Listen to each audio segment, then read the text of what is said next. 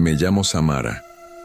Esa historia comenzó de manera sencilla, en medio de mis rutinas habituales como profesora de historia en una escuela municipal de San Nicolás. Mis días se parecían mucho unos a otros: preparar clases, revisar cuadernos y regresar a casa con la sensación de que todo en mi vida transcurría dentro de un círculo pequeño, seguro y predecible. Vivo con mis padres en la misma casa donde crecí. Es una construcción de un piso, con patio central y paredes que han visto pasar generaciones. Mi madre, doña Elena, es devota de la Virgen de Guadalupe y llena cada rincón de la casa con veladoras y oraciones. Ella cree que con esas prácticas mantiene lejos las malas energías. Mi padre, Alessandro, lleva años jubilado. Su salud es delicada y se refugia en la radio y en breves caminatas al patio, cuando el aire fresco lo permite. Yo estaba preparando una presentación sobre las tradiciones del Día de Muertos para mis alumnos. Quería mostrarles más que calaveritas y papel picado. Deseaba que entendieran la raíz profunda de la celebración, la manera en que los vivos honran a sus muertos en nuestra cultura. Había reunido fotografías familiares, recortes y apuntes, pero pensé que me haría falta material visual más directo. El Panteón Municipal, a solo 2 kilómetros de la casa, se me presentó como la opción ideal para complementar el trabajo. Fue entonces cuando mi padre comenzó a enfermar. Primero aparecieron fiebres sin explicación, luego noches inquietas en las que lo escuchaba murmurar palabras incomprensibles. Al día siguiente, me confesó que escuchaba voces. Decía que venían del panteón y que lo llamaban por su nombre. Yo trataba de convencerme de que era producto de la fiebre, pero la seguridad con la que lo afirmaba me inquietaba más de lo que quería admitir. Mi madre, con su religiosidad y supersticiones, aseguraba que los muertos se comunican con los vivos cuando alguien está a punto de partir. Con el peso de esa idea y la necesidad de avanzar en mi trabajo, una tarde decidí visitar el panteón. El lugar estaba casi desierto. Caminé entre tumbas húmedas. Sentí el olor penetrante de flores marchitas y vi veladoras apagadas que habían dejado manchas de cera sobre las lápidas. Mientras fotografiaba detalles, el silencio se volvió tan espeso que me incomodaba. De repente, tuve la sensación de que alguien me observaba. Me giré con la certeza de que encontraría al vigilante, pero no había nadie.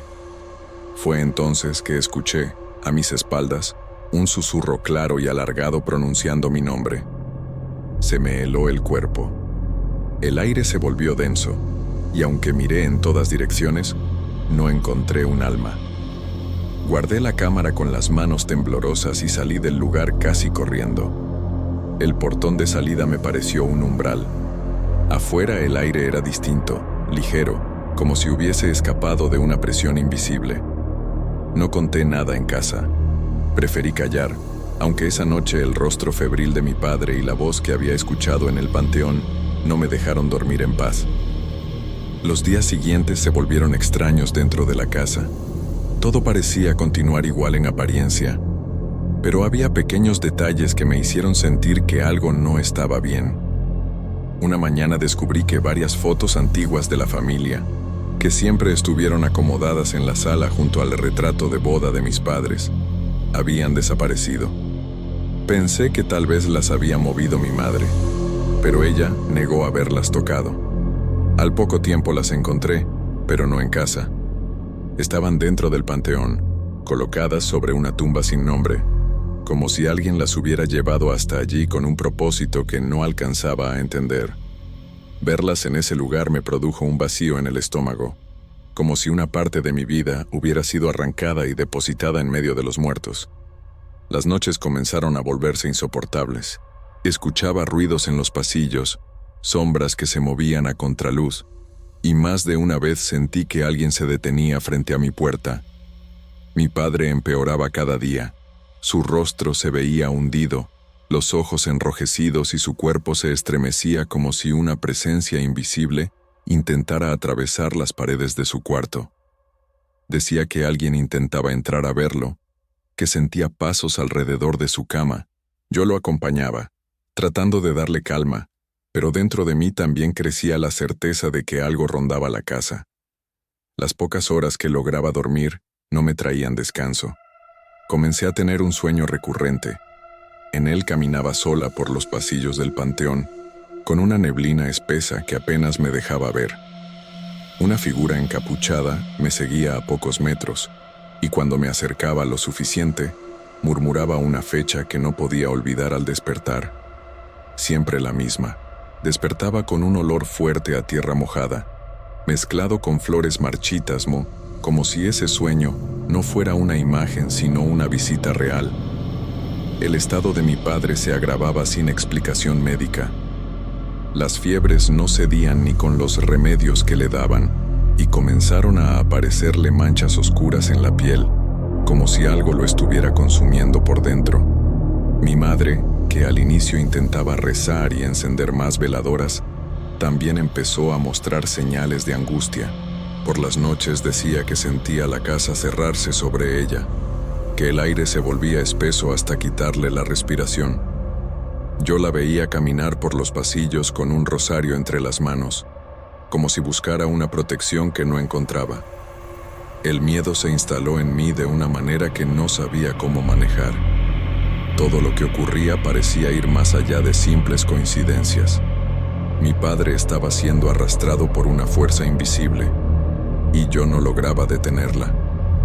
La voz que me llamó aquella noche en el panteón seguía resonando en mi mente, como si me recordara que todo estaba conectado y que tarde o temprano tendría que enfrentar lo que se escondía detrás de esos susurros.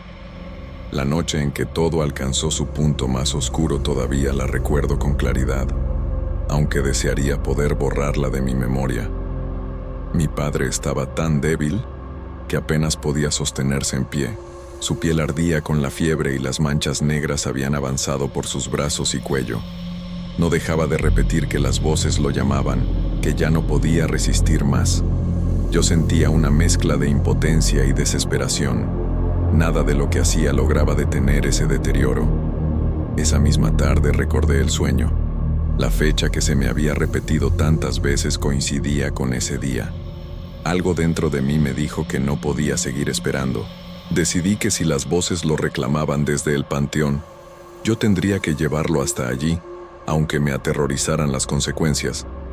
Mi madre, aterrada, apenas pudo seguirme hasta la puerta. No insistió en acompañarnos, simplemente se quedó rezando con los ojos llenos de lágrimas.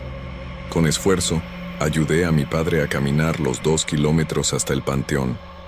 El aire estaba más frío de lo normal, y en el camino tuve la sensación de que nos seguían pasos invisibles. Al cruzar el portón, todo se volvió más denso, como si la noche misma respirara sobre nosotros. Las veladoras apagadas parecían ojos oscuros en medio de la penumbra. Fue entonces cuando lo vi. La figura encapuchada de mis sueños estaba allí, entre las lápidas. No caminaba, simplemente parecía materializarse con la neblina. De su boca salió un susurro apenas audible, pero que retumbó en mi interior. Pedía ser liberado. Mi cuerpo se paralizó. Quise hablar, gritar, hacer algo, pero ninguna palabra salió de mi garganta. Mi padre se aferró a mí con fuerza, pero en sus ojos vi un pánico absoluto, como si supiera que aquello había venido por él desde mucho tiempo atrás. La tensión fue insoportable. Sentí que el suelo bajo mis pies se abría, y antes de darme cuenta, mi mente se nubló y todo se apagó. Cuando desperté, estaba tirada sobre la tierra fría del panteón. La neblina seguía allí, pero mi padre ya no estaba. Me incorporé como pude, llamándolo en medio del silencio. Lo único que encontré fue una fotografía antigua, una de las que habían desaparecido de la sala. En la imagen, mi padre sostenía de la mano a la figura encapuchada, como si se tratara de alguien de confianza. Esa visión me dejó sin aire. Corrí hacia la salida. En el portón me esperaba mi madre, con el rostro desencajado y el rosario colgando de sus manos. No preguntó nada, simplemente me abrazó. Desde aquella noche, nunca volvimos a ver a mi padre. Los días posteriores fueron un tormento silencioso, Una mañana, al entrar a la sala, encontré sobre la mesa una rosa marchita, idéntica a las que había visto tantas veces en las tumbas del panteón. Debajo, había una pequeña lápida de juguete, tallada con el nombre de Alessandro y la misma fecha que aquella voz me había susurrado en los sueños. No tuve valor para contarle nada a mi madre. Guardé la lápida en un cajón y la cubrí con ropa, como si esconderla pudiera cambiar lo sucedido. Pero el miedo se instaló en mí de manera permanente. A veces, al cerrar los ojos, escucho el susurro de mi padre llamándome desde su cuarto vacío. Y cada noche me pregunto si realmente se fue o si sigue cruzando entre este mundo y el otro, desde el panteón hasta nuestra casa.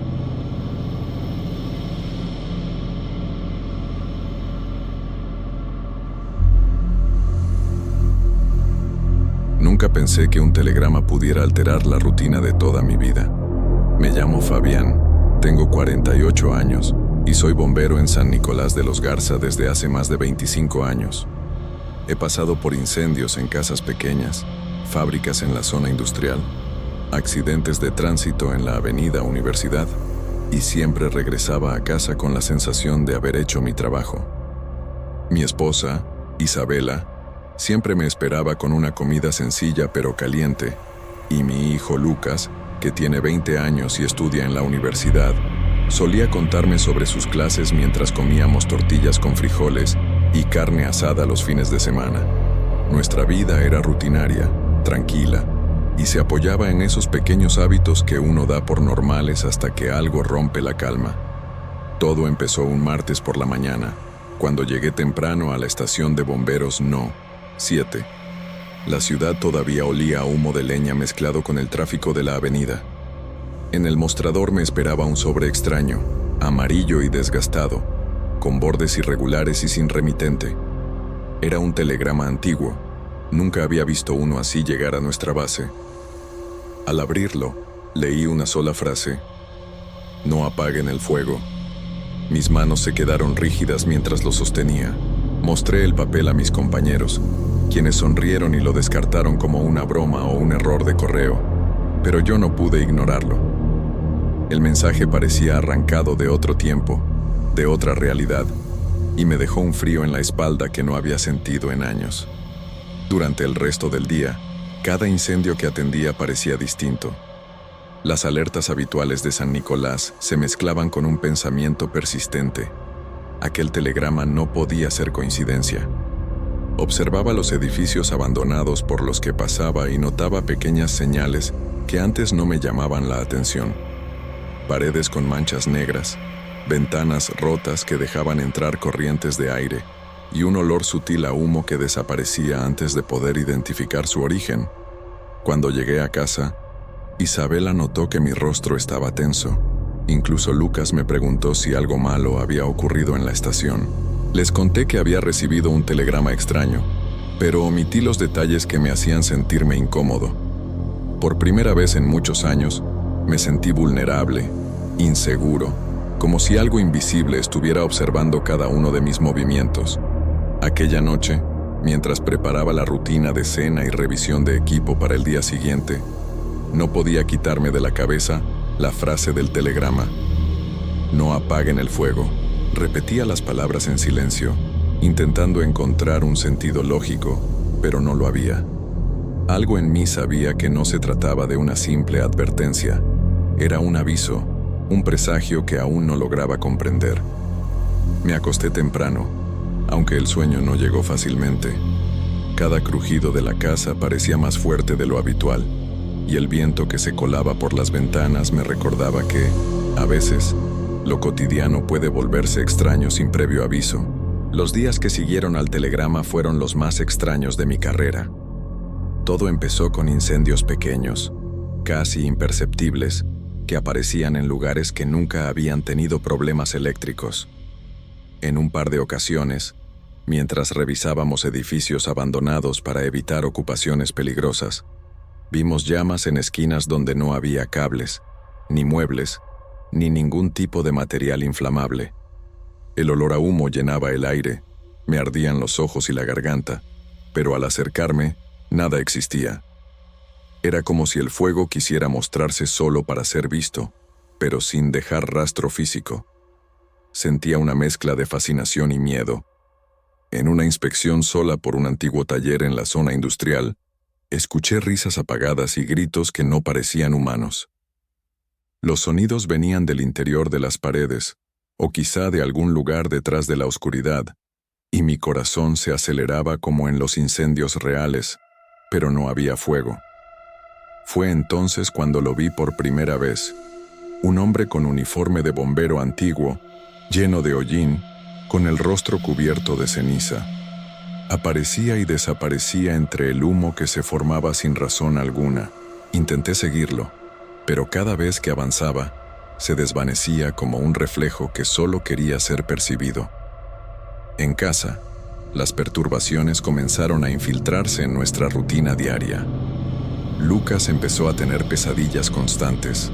Se despertaba gritando, cubierto de sudor, hablando de incendios y gritos lejanos que él aseguraba escuchar entre el humo. Isabela comenzó a encontrar cenizas en los armarios, en lugares donde no había fuego, y la ropa, antes limpia, ahora olía a quemado aunque nadie la hubiera usado. Me contó que sentía que algo invisible recorría los espacios de la casa, y aunque trataba de tranquilizarla, yo mismo no podía explicar lo que veía y olía. Intenté racionalizarlo todo, buscando explicaciones simples: humedad, polvo, desperfectos eléctricos o incluso estrés acumulado de años de trabajo. Sin embargo, cada vez que volvía a la estación, cada vez que recorría San Nicolás en las noches silenciosas después de un llamado, sentía que algo más profundo estaba ocurriendo. Las llamas que aparecían sin razón parecían un mensaje que no lograba descifrar. El telegrama repetía su amenaza silenciosa en mi mente: no apaguen el fuego.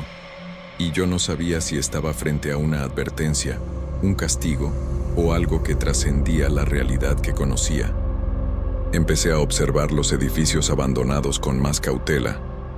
Cada sombra me hacía dudar, cada crujido me ponía en alerta.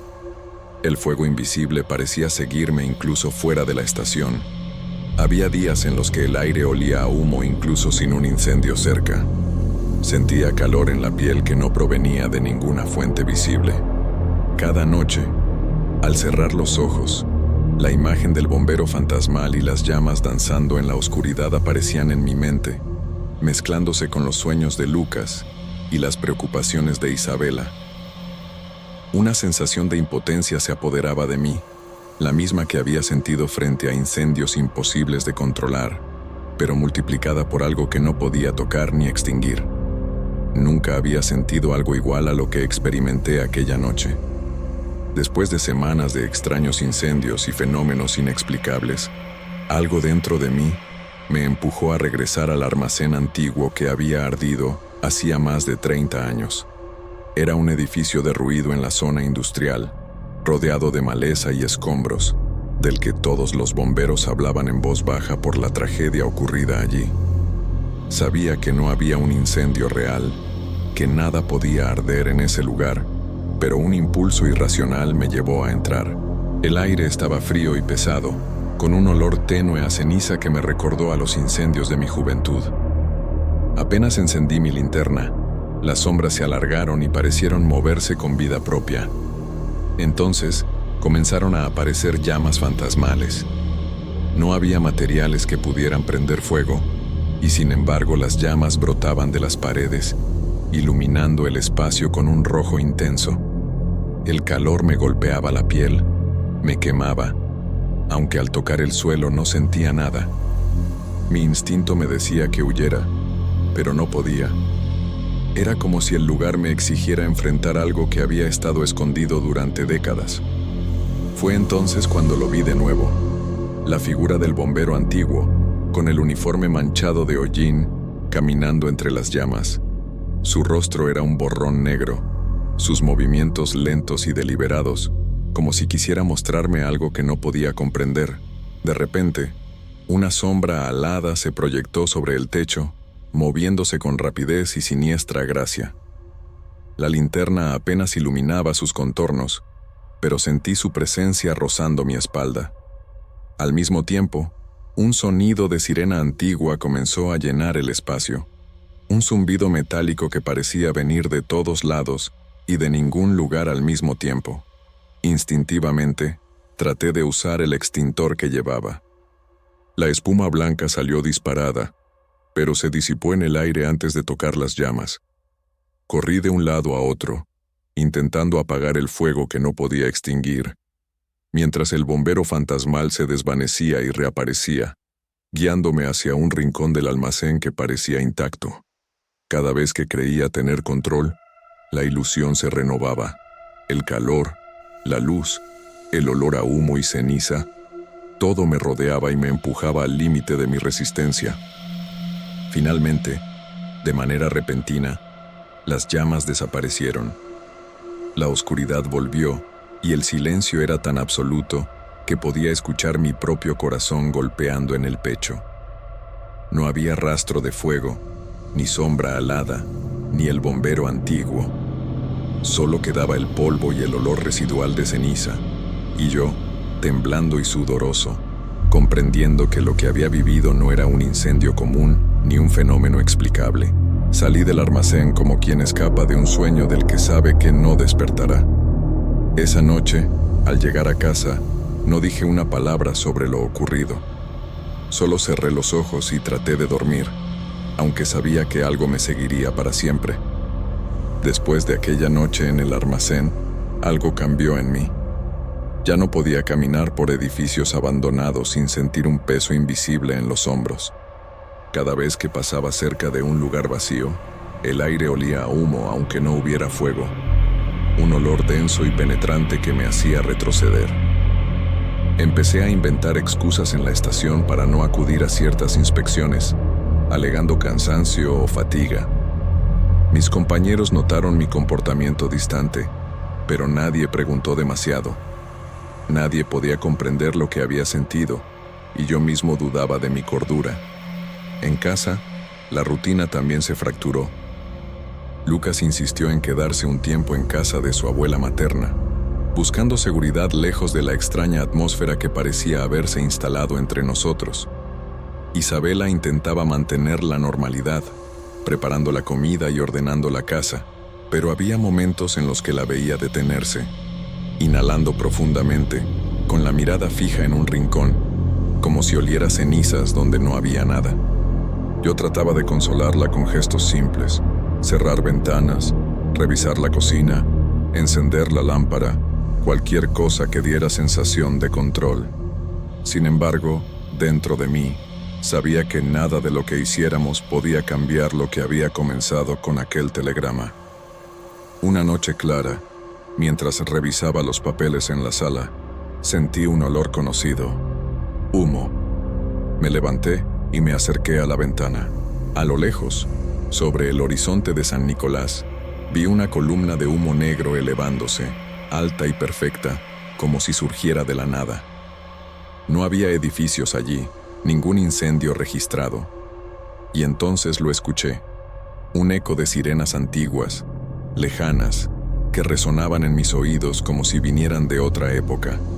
Mi corazón se aceleró y sentí un escalofrío que recorrió mi espalda. Miré a Isabela y Lucas, aunque ellos no podían percibirlo. Todo era silencioso y normal para ellos, pero para mí, la ciudad parecía transformarse en un lugar donde el tiempo y el fuego coexistían con algo que no podía apagar ni comprender. Desde entonces, evito ciertos lugares, ciertos olores y sobre todo los recuerdos del telegrama. Sé que aquel mensaje era más que palabras en un papel, era un aviso que todavía arde en la distancia. Y aunque trato de ignorarlo, la sensación permanece. En algún lugar de San Nicolás, más allá de lo visible y de lo real, el fuego sigue vivo, esperando ser visto, escuchado y sentido. A veces me pregunto si algún día volveré a estar frente a él, o si el fuego es algo que nunca podremos apagar, y solo podemos aprender a convivir con su presencia silenciosa.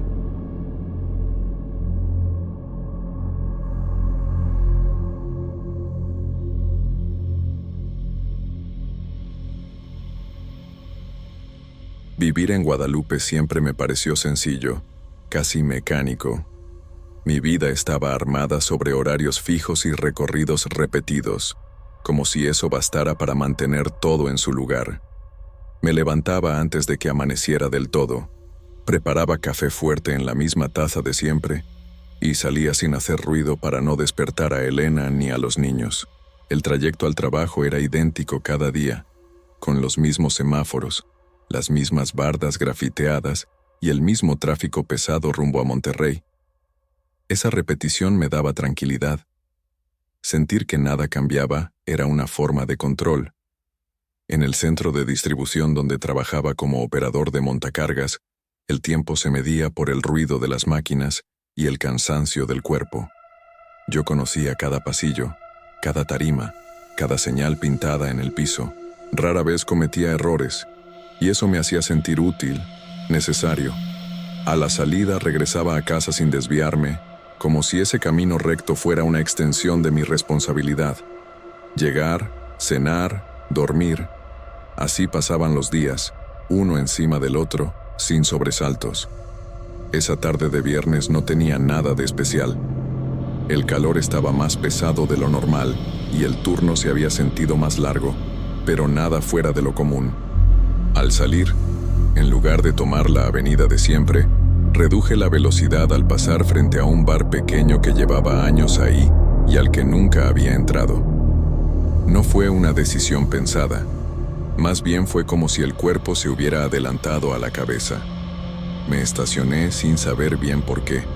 El lugar era sencillo, con mesas de plástico, un televisor viejo encendido y el olor mezclado de cerveza y fritanga.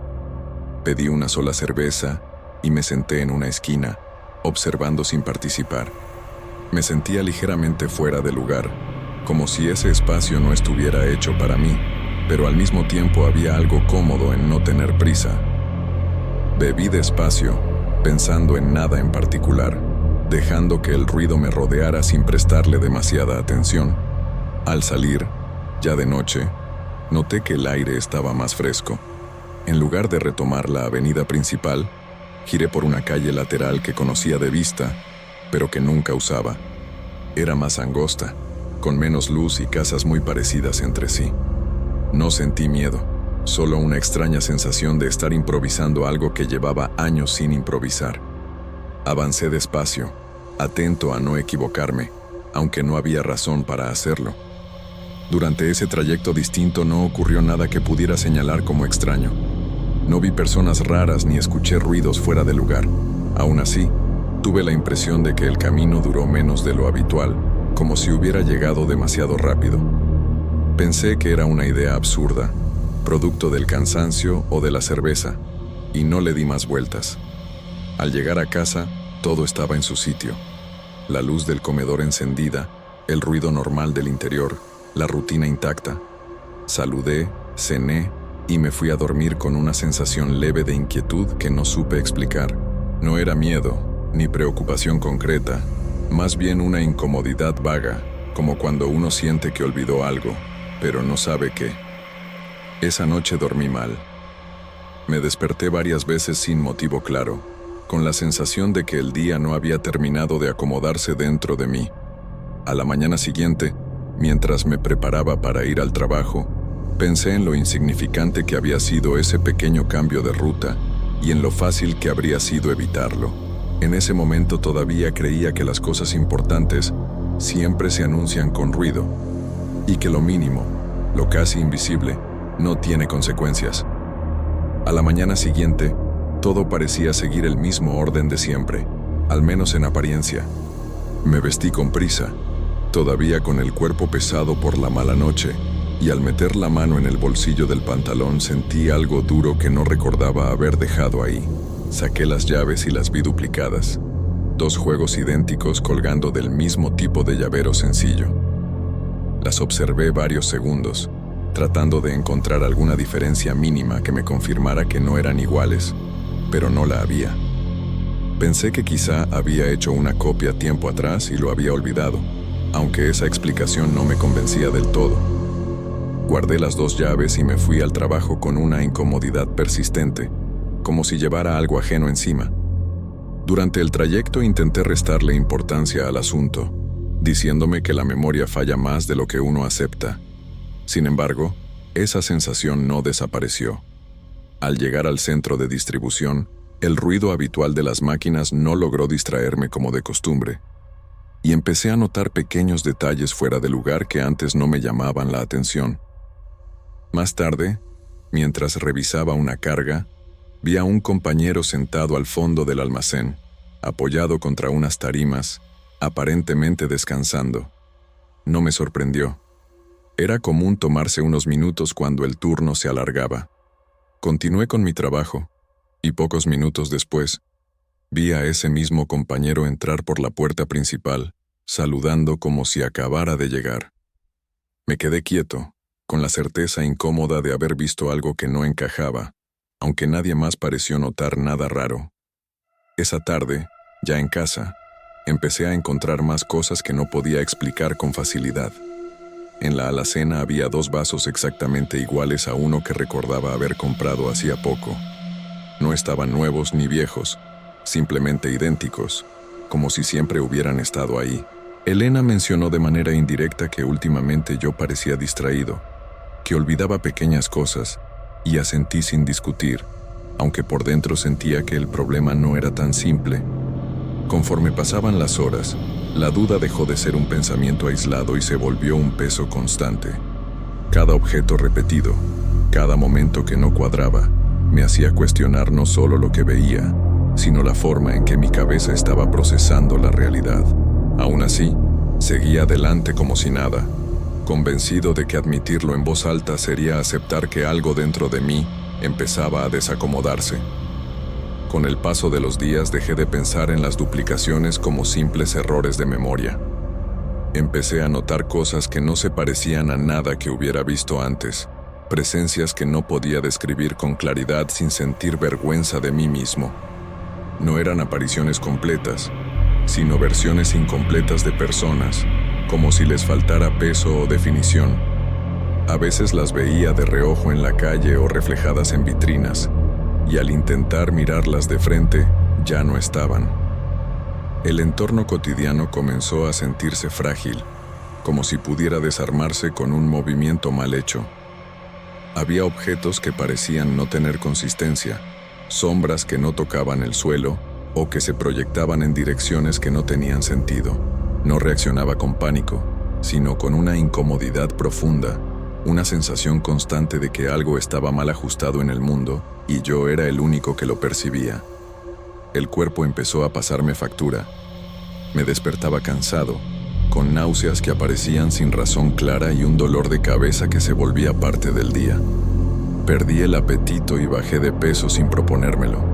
En el trabajo cometí errores que antes me habrían parecido imperdonables, y eso me llenó de una vergüenza silenciosa que preferí guardar para mí. El tiempo dejó de sentirse continuo. Había jornadas que se me iban sin poder recordar en qué las había gastado. En casa, el ambiente también cambió.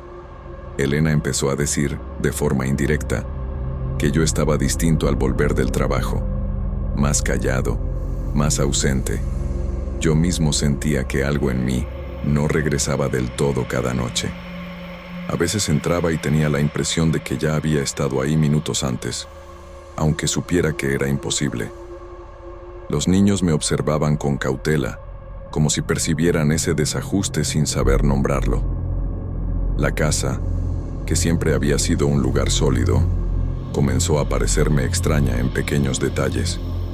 Los muebles parecían levemente fuera de lugar por momentos, los pasillos un poco más largos, los sonidos distintos. No era algo constante, sino intermitente, lo suficiente para hacerme dudar de mi percepción.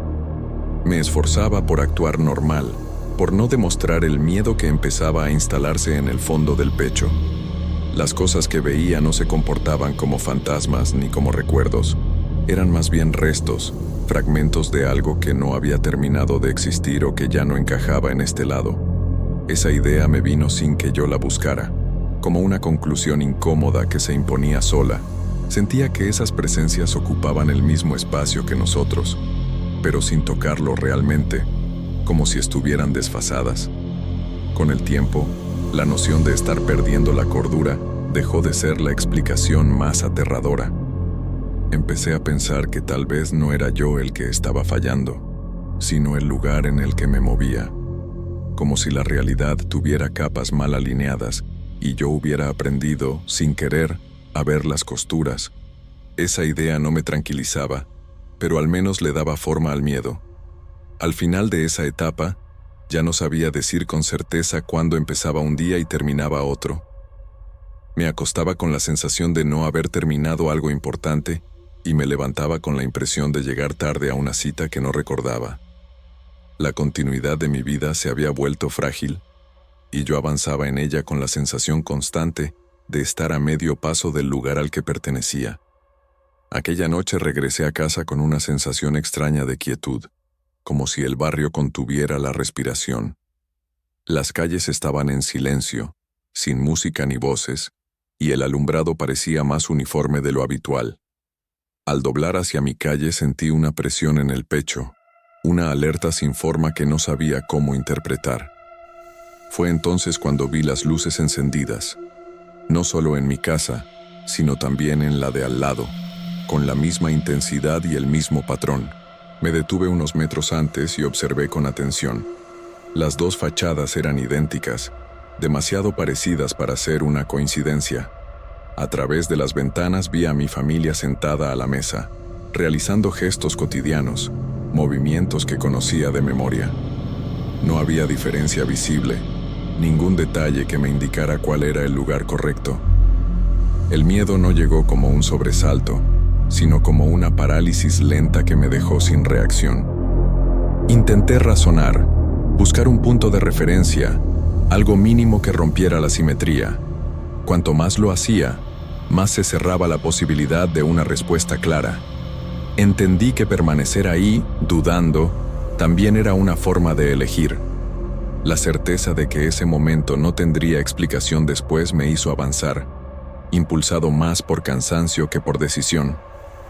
Entré a una de las casas sin saber en qué instante crucé un límite. Todo funcionó como debía funcionar. La rutina siguió su curso. Los días se acomodaron y el mundo volvió a sentirse estable, al menos en la superficie. Sin embargo, desde ese momento, algo quedó mal colocado dentro de mí, como una pieza que encaja, pero no pertenece a ese mecanismo. Con el paso del tiempo empecé a notar pequeños detalles que no podía compartir con nadie. Objetos que aparecían sin recuerdo de haberlos adquirido. Recuerdos que yo tenía y que los demás no reconocían. No eran grandes diferencias, sino fallas sutiles que se acumulaban y me recordaban que algo no había quedado del todo bien. Ahora escribo esto porque necesito dejar constancia de lo ocurrido, aunque nadie más lo crea. Sigo con mi vida, trabajo, familia y rutinas, pero con la certeza silenciosa de que la travesía no tuvo un momento claro, ni una señal evidente. A veces pienso que sigo buscando la otra casa, no en la calle, sino en la sensación persistente de estar ocupando un lugar que ya estaba habitado antes de que yo llegara.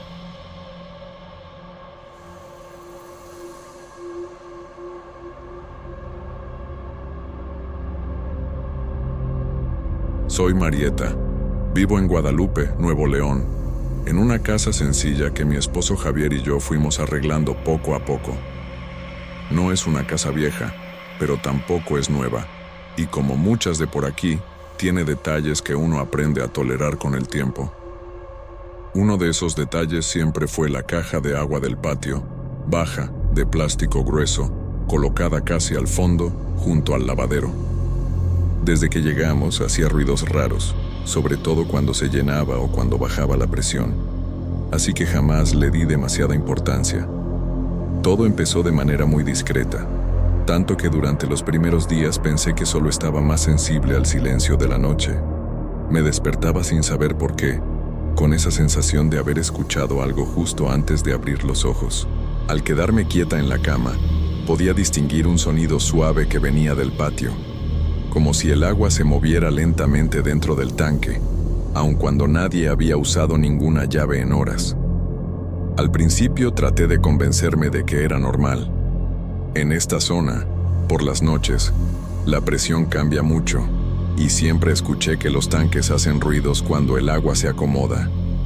Aún así, había algo distinto. No era el golpe seco del plástico, ni el típico burbujeo. Era un sonido más largo, irregular, casi como si alguien moviera el agua con cuidado, sin querer hacer ruido. Me levantaba despacio, caminaba hasta la cocina y miraba hacia el patio por la ventana. Todo estaba oscuro, quieto, igual que siempre. La tapa del tanque estaba bien puesta, el patio seco, sin señales de fuga. En cuanto me quedaba observando, el sonido desaparecía por completo, como si nunca hubiera existido. Regresaba a la cama con una mezcla de alivio y vergüenza por haberme asustado sola. Lo inquietante era que, al rato de acostarme de nuevo, el sonido regresaba. No más fuerte, no más claro, pero sí constante. Me daba la impresión de que el ruido esperaba a que yo dejara de prestarle atención para volver. Me quedaba escuchando con el corazón acelerado, preguntándome si realmente estaba oyendo algo o si mi cabeza me estaba jugando una mala pasada. Durante el día no había nada extraño. El agua salía normal, el tanque se veía igual de siempre y el patio no mostraba ningún problema. Yo seguía con mi rutina, limpiando, lavando ropa, preparando la comida, pero en el fondo de mi mente ya estaba esa incomodidad, como una pequeña espina que no se va aunque uno trate de ignorarla. Las noches empezaron a hacerse pesadas, no por miedo abierto, sino por esa sensación constante de alerta. Me descubría escuchando el silencio, esperando el momento exacto en que el tanque volviera a hacer ese movimiento suave. A veces pensaba que, si el ruido hubiera sido más fuerte, habría sido más fácil explicarlo, pero así, tan bajo y persistente, me dejaba con más dudas que respuestas. Poco a poco dejé de salir al patio cuando oscurecía. No me lo prohibí de manera consciente, simplemente ya no me nacía hacerlo.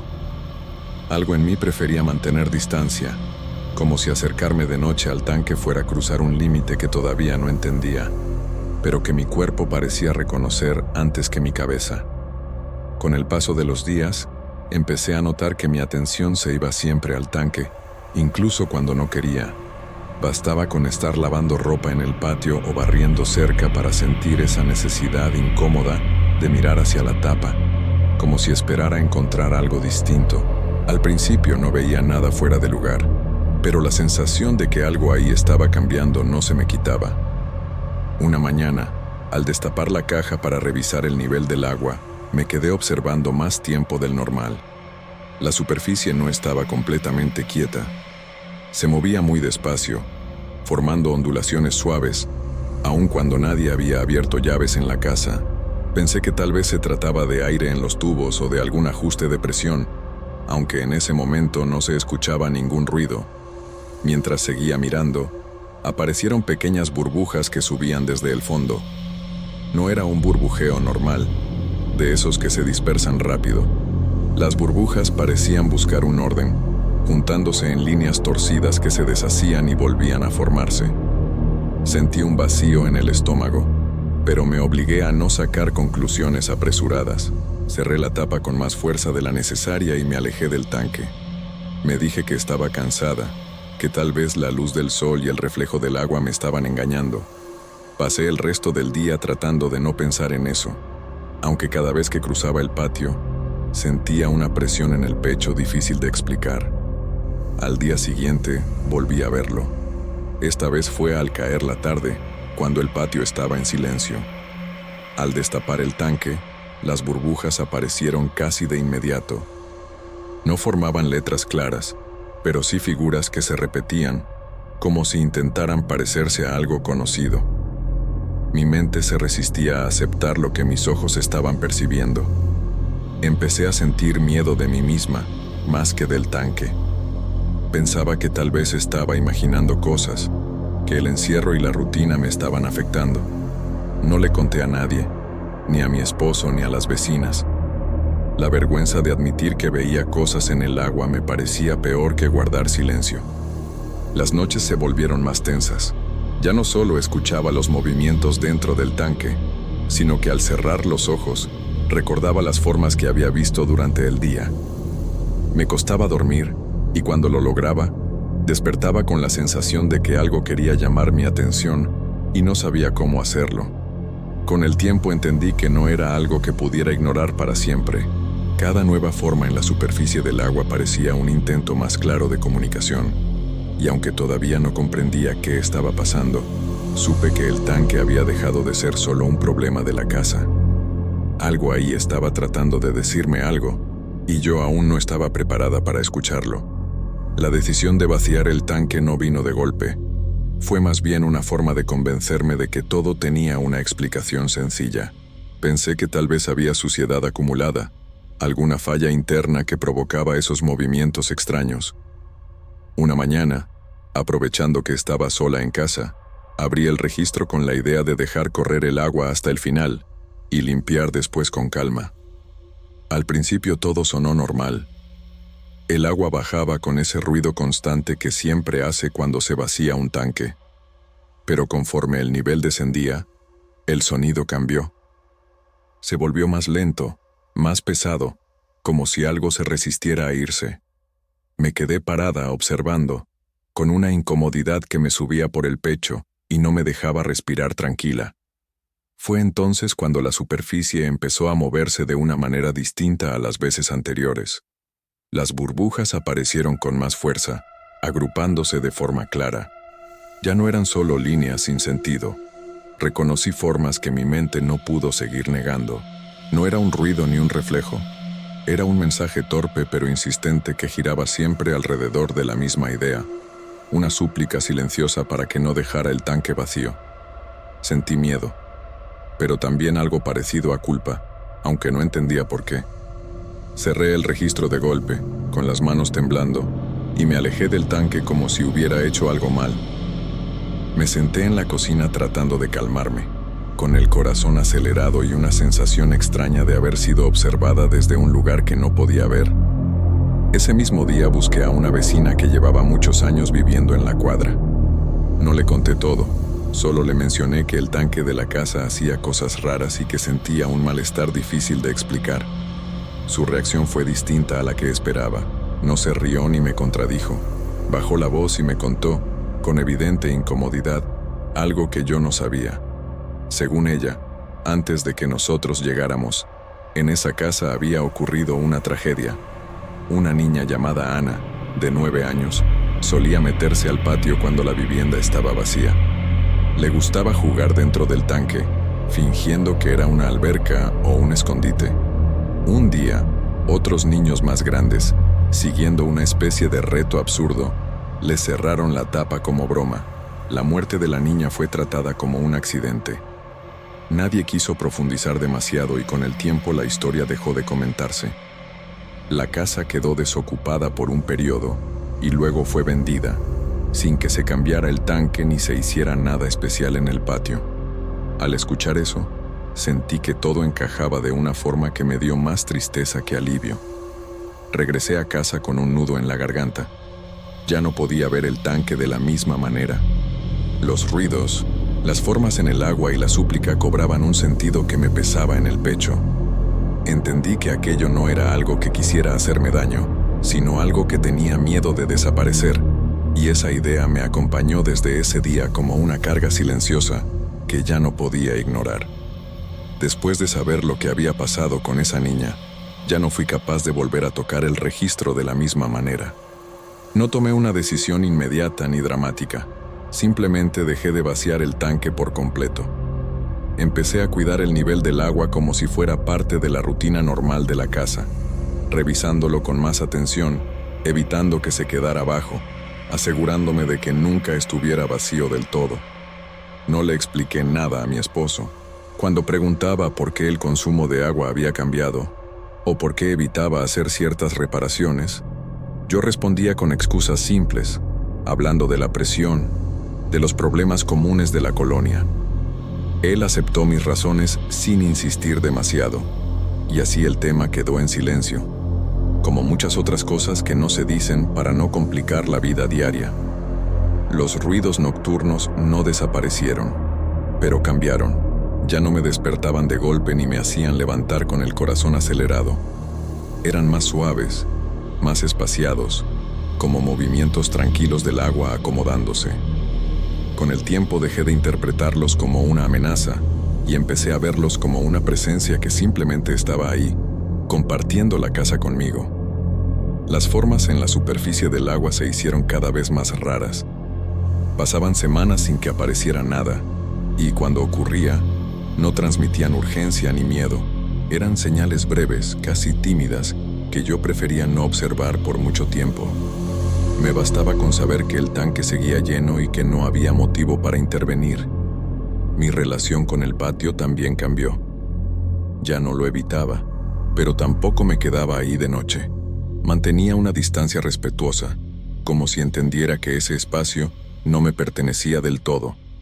Al lavar o barrer, procuraba no hacer ruido innecesario cerca del tanque, sin saber exactamente por qué, solo porque así me sentía más tranquila. Con el paso de los meses, acepté que esa presencia formaba parte de la casa, igual que las grietas en las paredes o los ruidos de las tuberías. No se manifestaba de forma violenta, ni pedía nada más que permanecer. Pensar en eso me producía una tristeza profunda, pero también una extraña sensación de responsabilidad que nunca había buscado. Hasta hoy, no he vuelto a cerrar el registro por completo. Incluso en épocas en que el agua escasea y los vecinos vacían sus tanques, yo me las arreglo para mantener el mío con algo de agua. Cada vez que alguien sugiere cambiarlo o revisarlo a fondo, siento un peso en el pecho que no sé cómo explicar. Vivo sabiendo que no estoy sola del todo en esta casa, y aunque esa idea podría parecer aterradora, para mí se volvió parte de lo cotidiano. El tanque sigue ahí, lleno, silencioso la mayor parte del tiempo, y yo sigo cuidándolo, convencida de que mientras el agua permanezca, aquello que quedó atrapado en ella no tendrá que desaparecer otra vez.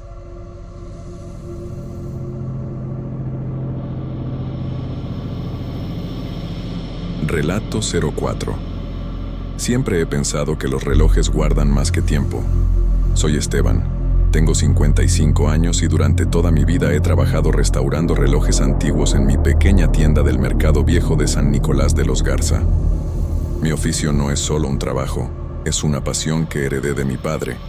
Cada reloj que toca mis manos tiene una historia, un latido escondido, y muchas veces siento que ellos susurran recuerdos de quienes los tuvieron antes. Mi esposa, Gloria, siempre me ayuda a mantener la tienda en orden. Tiene 50 años y un carácter sereno que contrasta con mi obsesión por los detalles. Nuestro hijo, Pedro, tiene 25 años y se dedica a la fotografía callejera. Suele pasar por la tienda con su cámara, buscando capturar momentos cotidianos que los demás no notamos. La vida aquí es tranquila. El mercado bulle de día con comerciantes y vecinos, y de noche se apaga, dejando calles silenciosas donde solo el viento y los perros callejeros rompen la calma. Todo comenzó con un leilón de antigüedades en el centro histórico. Entre varios objetos viejos y polvorientos, 3 relojes negros llamaron mi atención de inmediato. Eran de madera oscura, con detalles ornamentales y números que no lograba descifrar. El subastador mencionó que pertenecían a una familia de la zona colonial que había desaparecido hacía décadas. Había algo en ellos que me hizo sentir un escalofrío, una mezcla de fascinación y precaución. Aún así, decidí comprarlos. Cuando los traje a la tienda, uno de ellos ya no funcionaba. Los otros 2 parecían intactos, aunque su presencia imponía un silencio extraño en el ambiente. Colocados en la vitrina junto a los demás relojes, absorbían la luz de forma que toda la esquina parecía más oscura de lo habitual. Gloria notó el cambio inmediato. Sus ojos recorrieron la vitrina con cierta inquietud, aunque trató de no decirlo. Pedro, curioso, tomó varias fotos durante el día, pero las imágenes solo mostraban la silueta negra de los relojes, sin nada fuera de lo común. Aquel primer día todo parecía normal. Los clientes admiraban los relojes, comentaban sobre su belleza y preguntaban por su historia. Yo intentaba concentrarme en mi trabajo habitual, pero no podía evitar mirar de vez en cuando los relojes negros. Había algo en ellos que me hacía sentir observado, como si cada tique del pasado estuviera buscando que yo lo escuchara. Esa sensación de inquietud permaneció con nosotros toda la tarde, ligera, casi imperceptible, pero suficiente para que el aire de la tienda se volviera más denso, más cargado de una calma tensa que ninguno de los tres mencionaba en voz alta. Las noches en el mercado viejo siempre fueron tranquilas, pero desde que traje los relojes negros, algo cambió. Una madrugada, mientras revisaba la tienda antes de cerrar, escuché un sonido que me hizo detenerme. Un tic-tac muy bajo, casi imperceptible, que provenía del reloj que había dejado de funcionar. Me acerqué con cautela y, para mi desconcierto, los manecillas giraban de manera extraña, mostrando horas que no tenían sentido. 13:13, 00:73. Mi corazón comenzó a latir con fuerza, pero traté de mantener la calma. Me dije a mí mismo que quizás eran fallas mecánicas o que mi mente me jugaba una mala pasada. Conforme pasaban las noches, el fenómeno se repetía. Cada vez que el reloj marcaba su extraño tiempo, parecía que la tienda cambiaba de forma sutil. Los vidrios de la vitrina crujían. Las sombras de los estantes se alargaban y proyectaban figuras que no correspondían a nada tangible. Sentí miedo, sí, pero también una curiosidad difícil de ignorar.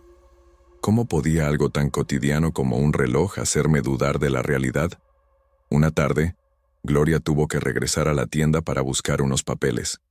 Encendió una vela, y su luz temblaba, proyectando sombras sobre los relojes. Me contó después que vio reflejadas personas con ropas antiguas caminando detrás de ella, como si el tiempo mismo se hubiera colado en nuestra vitrina. Lo extraño es que cuando giró para mirar, no había nadie en la calle ni en el mercado. Estaba sola.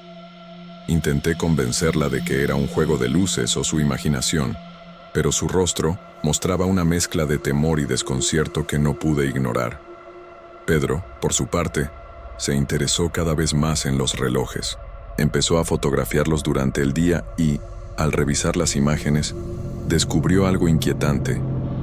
En una de ellas aparecía una figura de perfil, encorvada, sosteniendo un reloj idéntico a uno de los nuestros. Nadie recordaba haber visto a alguien allí, y yo mismo empecé a dudar de mi percepción. Cada sonido, cada sombra, cada tic-tac se sentía más cercano, más intencionado, como si los relojes estuvieran tratando de comunicarse o de reclamar algo que nos pertenecía. Esa sensación de ser observado se volvió constante. Caminando entre los estantes al limpiar, sentía miradas que no provenían de ningún cliente ni de mis propios compañeros. Las noches eran largas, silenciosas y tensas. A veces me encontraba hablando solo, intentando racionalizar lo que ocurría, y otras veces solo podía quedarme inmóvil, escuchando el tic-tac imposible, preguntándome si alguna parte de mí ya no estaba solo en esa tienda. Una noche de luna nueva, decidí enfrentar lo que ya no podía ignorar. La tienda estaba silenciosa, más de lo habitual, como si el mercado viejo contuviera la respiración. Preparé mis herramientas, limpié la mesa de trabajo y respiré profundo. Cada tic-tac que escuchaba de los relojes negros me hacía temblar un poco, pero sabía que necesitaba descubrir la verdad detrás de ellos. Empecé a desmontar el primer reloj. Al retirar la tapa trasera, mis manos temblaban. Dentro, entre engranajes antiguos, encontré un papel amarillento. Lo desdoblé con cuidado y leí las palabras escritas a mano. El tiempo que robamos nos devuelve. Un escalofrío recorrió todo mi cuerpo. No entendía del todo su significado, pero sentí, en lo más profundo, que algo había despertado. De pronto, los 3 relojes se activaron solos.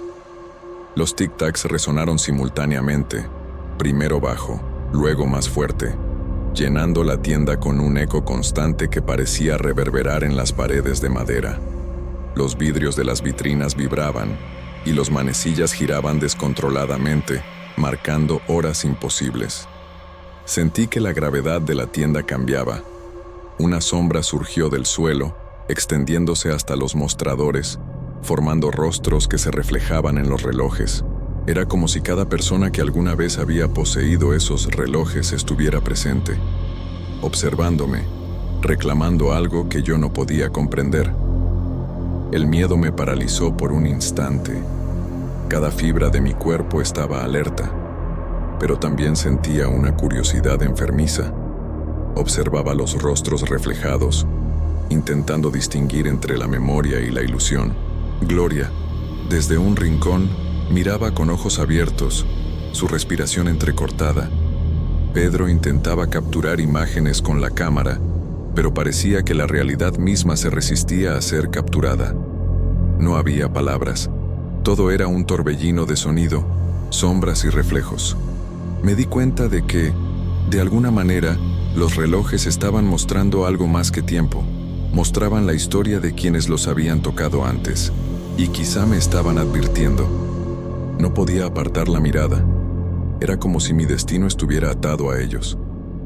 Cada tic-tac era un recordatorio de que algo había sido tomado y estaba regresando para ajustar cuentas. Cuando finalmente logré apartarme un poco, el aire en la tienda se volvió más pesado. Mi corazón latía con fuerza. La adrenalina aún recorría mis venas, y comprendí que aquello no era un simple objeto antiguo. Los relojes negros no solo medían tiempo, guardaban algo más profundo, algo que trascendía generaciones.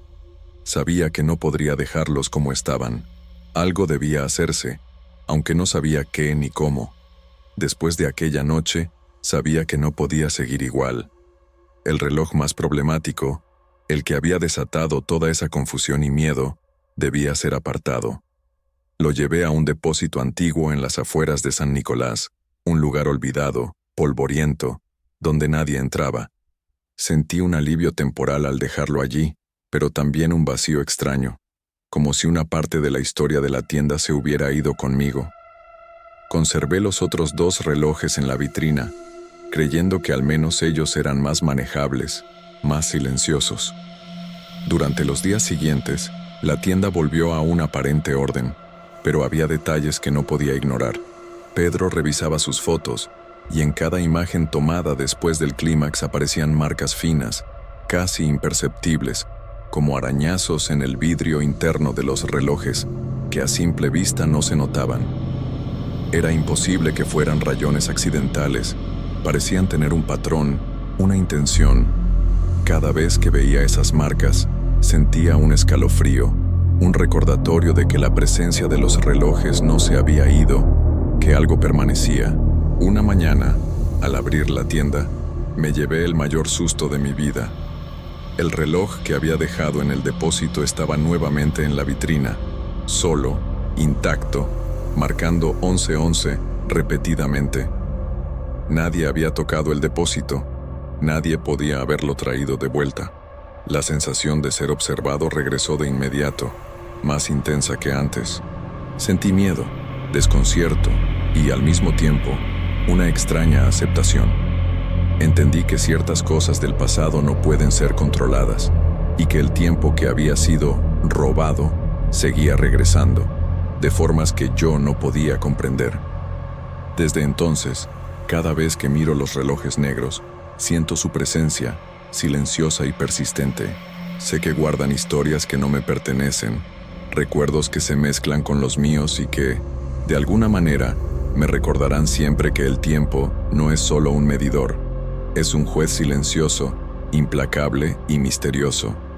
Cada tic-tac es un recordatorio de que algunos secretos nunca se revelan por completo, y que el mercado viejo guarda sombras que los años no logran borrar.